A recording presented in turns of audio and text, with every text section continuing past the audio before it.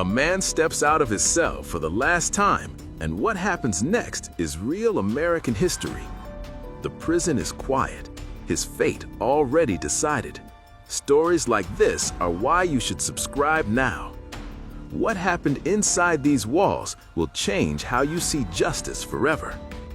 The door slammed shut behind him, and the sound echoed through the stone hallway like a gunshot. Chains rattled as guards pulled him forward, step by slow step. Ahead was a small room filled with witnesses who refused to meet his eyes. This was the end of the line. No jury, no second chance, no way back. In 19th century America, once you reached this room, the prison had already decided your fate.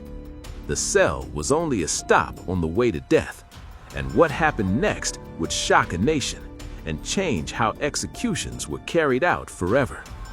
But how did American prisons become places where men were quietly moved from cells to the gallows with almost no hope of escape? To understand that moment, we have to go back to a time when prisons were crowded, brutal, and ruled by fear. In the late 1800s, the United States was growing fast. Cities expanded, factories rose, crime followed. The justice system responded with harsh punishment. Prison was not about fixing people, it was about control. Inmates lived packed into dark cells with little light and little food. Silence was often forced. Talking could earn a beating or worse. Guards held full power, and many abused it. Once sentenced, prisoners had almost no rights. Lawyers were rare. Appeals were expensive. For poor inmates, a death sentence often meant the case was already over. Executions were common. Hanging was the main method, and many were done inside prison yards. Some states still allowed the public to watch. Crowds gathered like it was a show. People brought children. Newspapers printed every detail. Fear was the goal. The message was simple: break the law, and this is what waits for you. One of the most famous prisons of this era was Sing Sing in New York. Built along the Hudson River, it became a symbol of punishment without mercy. Prisoners broke stone by day and slept in narrow cells by night. When an inmate received a death sentence, he was moved to a special area. Other prisoners knew what that meant. The silence around those cells was heavier. Everyone understood that the man inside was already gone. In 1890, Sing Sing became the center of a moment that defined 19th century executions. A man named William Kemmler was sentenced to die for murder. But this time, the state wanted to try something new. Hanging, they said, was too messy, too public, too slow. The answer was electricity. Kemmler sat alone in his cell, knowing he would be the first person in American history to be executed in an electric chair. No one truly knew what would happen. Even the guards were afraid. The prison prepared in secret. Wires were installed. Officials argued behind closed doors. Outside the walls, the nation waited. This was not just one execution, it was a message. If the state could kill in a cleaner, quieter way, executions could happen faster and with less public outrage. Prisons would become more efficient at ending lives. On the morning of the execution, witnesses were brought in. Doctors stood by. Guards strapped Kemmler into the chair. The switch was thrown. What happened next horrified everyone in the room. The execution did not go as planned. The first shock did not kill him. The room filled with panic. Officials argued while the man was still alive. A second surge of electricity was sent through his body. Witnesses later said they would never forget what they saw. Newspapers across the country exploded with headlines. Some called it progress, others called it torture. But the state did not stop. Instead of ending executions, the event pushed prisons deeper into the role of execution centers. More states adopted the electric chair. Death rows expanded. Prison designs changed to hide executions from public view. The gallows disappeared. but the result stayed the same. Once sentenced, inmates were moved quietly from cell to death. For prisoners in the late 1800s, hope was rare. Appeals could take months, but most failed. Governors rarely stepped in. Many inmates spent their final days listening to prison sounds, knowing each footstep might be the one coming for them. Some wrote letters, some prayed, some broke down completely. Executions were no longer loud public warnings. They became silent routines inside prison walls. And that is what made them more dangerous. When death becomes routine, mistakes are easier to ignore. Innocent men were executed. Poor men were executed faster than wealthy ones. Immigrants and minorities were punished harshly. Prisons did not slow the process, they sped it up. By the end of the 19th century, American prisons had changed forever. They were no longer just places to hold the condemned. They were machines designed to carry out death efficiently and quietly. And in the next chapter, we will follow one condemned prisoner through his final days inside a 19th century death row, where every sound, every step, and every silence meant something terrifying. Because once the prison decides you are finished, the gallows are already waiting. The knock came just before sunrise. It was not loud, it did not need to be. Every man on death row knew that sound. A slow knock, a pause, then keys turning. Somewhere down the corridor, chains moved, a door opened, and one man understood that his waiting was over. Inside 19th century American prisons, the final days of a condemned inmate followed a pattern that was both calm and terrifying. There were no last-minute rescues, no dramatic courtroom scenes. Once the sentence was signed, the prison took control. From that moment on, the inmate's life was measured in footsteps and shadows. At Sing Sing prison, men sentenced to die were moved away from the general population. Their cells were smaller, quieter. Guards spoke less to them. Other inmates avoided looking in their direction. Death in those halls felt contagious. William Kemmler was not the only man to face this slow walk toward execution. Across America, prisons were filled with men awaiting the same end. In Ohio, Pennsylvania, New York, and Massachusetts, death rows grew longer. Most of the inmates were poor. Many could not read. Some did not fully understand what was happening to them. Their days followed a strict routine. Wake up, sit, eat small meals, wait. Some were allowed a Bible. Some were allowed paper and pencil. Others were given nothing at all. Silence filled the hours. Guards walked past, boots echoing against stone floors, reminding the inmates that time was still moving. In these prisons, fear was not loud, it was quiet. It lived in the space between sounds. Executions in the late 1800s were no longer always public, but news still spread fast. Newspapers printed names, crimes, and execution dates. Families often learned about a loved one's death sentence through headlines, not letters. Many never saw the condemned again. Inside the prisons, officials believed this system worked. It was clean, organized, efficient. Men entered the system, passed through trial, and ended at the execution chamber. Appeals were rare and slow. Once denied, there was nothing left to do but wait. Some prisoners claimed innocence until the end. Others confessed in their final hours, hoping their words would matter. Most were ignored. One case that haunted the era was that of Charles Guiteau, a man who assassinated President James Garfield in 1881. After his arrest, Guiteau was held under heavy guard, declared insane by some and evil by others. His trial was a media storm. When he was sentenced to death, the nation watched closely. Guiteau spent months inside his cell, writing poems, arguing with guards, and waiting. When the day came, he walked calmly to the gallows. His execution showed Americans that even high-profile prisoners were not spared. The prison system did not bend. Once condemned, even the famous died the same way as the forgotten. But it was the forgotten inmates who suffered the most. In many prisons, guards treated condemned men as if they were already dead. Food portions shrank. Medical care disappeared. Some inmates were kept in isolation for weeks or months. The idea was simple: break the spirit before the body. The electric chair, introduced in the 1990s, was meant to make executions more humane. Instead, it made them easier to hide. Executions could now happen indoors, away from crowds. Witness lists were short. Officials controlled the story.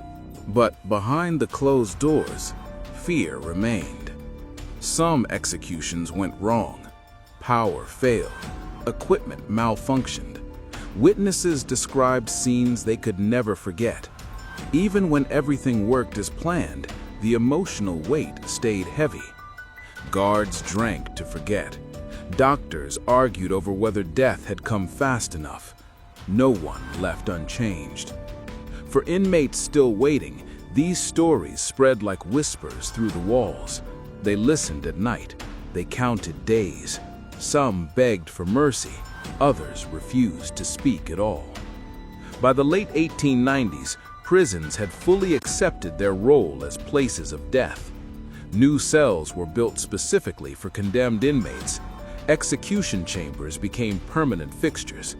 The path from cell to execution room was now a standard part of prison design.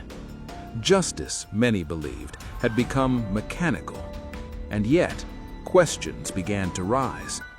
Journalists started asking whether innocent men had been executed. Lawyers questioned rushed trials. Religious leaders warned that punishment without mercy damaged society itself.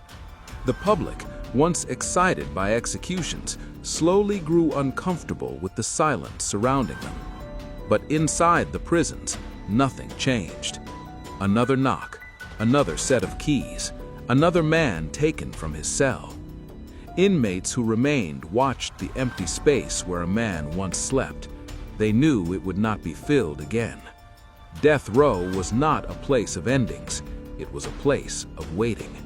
And in one prison, as the century came to a close, a case emerged that would force America to confront a terrifying question. What if the prison had sent the wrong man to die? In the next chapter, we will step inside one final execution that shook public trust, raised doubts about justice, and left a stain on the prison system that could not be erased. Because once the gallows fall, there is no way to take it back. The switch was already wired. The witnesses were seated. The guards stood in place. In the small execution room, everything was ready except one thing that could never be replaced once lost: the truth. As the condemned man was led forward, a question hung in the air, heavy and unspoken. What if the prison had made a mistake? What if the system that moved men so easily from cell to death had sent the wrong one to die? In the final years of the 19th century, that fear stopped being a rumor and started becoming a reality Americans could no longer ignore. The case that shook public trust did not begin with a confession or a clear trail of proof. It began like many others: an arrest made quickly, a trial rushed forward, a jury eager for closure. In an era when prisons were crowded and courts were overwhelmed, speed mattered more than certainty. One such case was that of Albert Patrick in New York in the 1990s. He was accused of murdering a wealthy businessman. The evidence was thin. The motive was argued more than proven. Still, Patrick was convicted and sent to death row. Newspapers called him guilty. The prison prepared for his execution. Inside his cell, Patrick insisted he was innocent. His lawyers appealed again and again. Each request was denied. The prison schedule moved forward like a machine that could not stop itself. Outside the prison walls, something different was happening. Journalists began to investigate. They questioned witnesses. They uncovered missing facts. Public doubt grew. Was this justice, or was it another man being pushed from cell to gallows because the system needed an ending? Executions had become quiet by this time. No large crowds, no cheering, just a short witness list and locked doors. That silence made it easier for mistakes to stay hidden, but when doubts became public, silence stopped working. Governors were pressured to act. Some refused, others hesitated. Mercy was seen as weakness. Letting a condemned man live was considered dangerous to authority. Inside prisons, condemned inmates followed these stories closely. Hope was dangerous, but impossible to ignore. If one man could be saved, maybe others could too. But hope also made waiting harder. Each denied appeal felt heavier than the last. In many prisons, guards grew uneasy. They had seen too much. Men walk calmly to their deaths. Men collapse in fear. Men swear innocence with their final breath. The job demanded obedience, not questions, but questions began to rise anyway. In 1897, Illinois executed a man named Charles J. Guiteau years earlier, but debates over sanity and guilt still echoed. Other cases followed similar patterns: weak evidence, fast trials, no second chances. The public began to see a pattern, and it was frightening. Prisons defended themselves. Officials claimed the system worked. Errors, they said, were rare, but the truth was harder to accept. Poor defendants lacked strong lawyers. Immigrants faced language barriers. Bias shaped verdicts. Once inside prison walls, correcting a mistake became nearly impossible.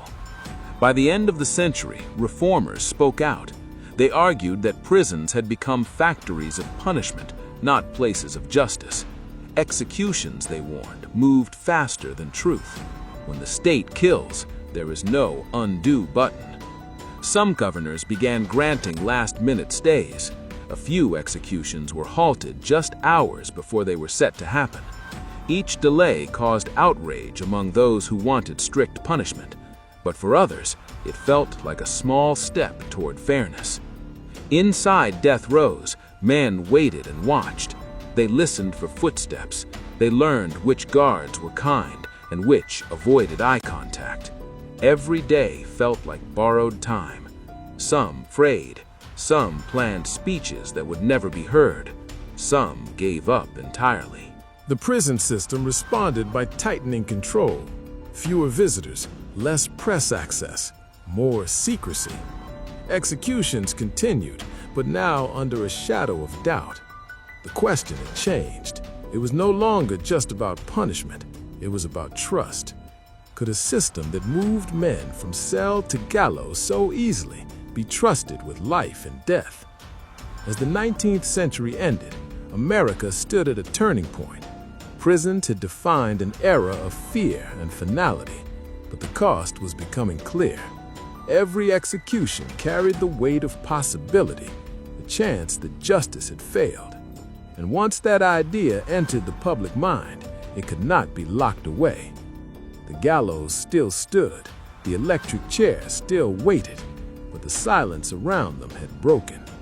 In the next chapter, we will explore how these doubts led to change, how execution slowly shifted in the 20th century, and how the shadow of the 19th century prison system still follows America today. Because even now, the path from cell to death has never truly disappeared. The execution chamber was silent again. No crowd, no shouting, no celebration. Just witnesses standing still, guards staring at the floor, and a body that would soon be removed without ceremony. By the time the 19th century ended, executions had stopped being public warnings and had become private routines. That quiet change said everything. America was no longer proud of what was happening behind prison walls, but it was not ready to stop either. The damage, however, was already done. Years of rushed trials, harsh sentences, and executions carried out with little mercy had left deep scars. Families of the condemned asked questions that had no answers. Journalists continued digging, lawyers pushed for reform, and slowly the country began to realize that prisons had gone too far. They had become places where speed mattered more than truth, and punishment mattered more than justice. By the early 1900s, states began changing how executions were handled. Public hangings faded away, witness lists became smaller, records were sealed. Officials claimed this made the process more humane, but many believed it was really about hiding what the system had become. The electric chair, once praised as modern and painless, faced growing criticism. Doctors argued over whether it truly reduced suffering. Some executions failed, others lasted longer than promised. Each mistake added to public fear that the system was broken. At the same time, prisons themselves began to change. Reformers pushed for better conditions, clearer rules, and legal protections for inmates. Appeals became more common. Governors used their power to delay or stop executions more often. Slowly, the idea took hold that a prison sentence should not always end in death. But the past did not disappear. The men executed in the 1800s could not be brought back. Some were guilty, some may not have been. Their stories were buried in prison records and old newspapers, but their impact remained. Every debate about capital punishment carried their shadows. The phrase, "from cell to gallows," became more than a path. It became a warning, a reminder of what happens when a system values order over fairness and silence over truth. Even today, echoes of that era remain. Death rows still exist, executions still happen, and the same questions asked more than a century ago are still asked now. Did the system get it right? Was justice truly served? Or did fear make the decision? The prisons of the 19th century taught America a hard lesson. When punishment moves faster than proof, mistakes become permanent. When executions become routine, humanity is the first thing lost. The gallows may be gone, the crowds may be gone, but the choices made in those stone prisons still shape the justice system today. And every time a cell door closes on a condemned inmate, history whispers the same warning. Once the state decides you are finished, there is no way back. If this story opened your eyes, there are many more you need to hear. Subscribe now for real American true crime stories they never taught in school. Every week, we uncover the truth behind the prison walls. Don't miss the next one.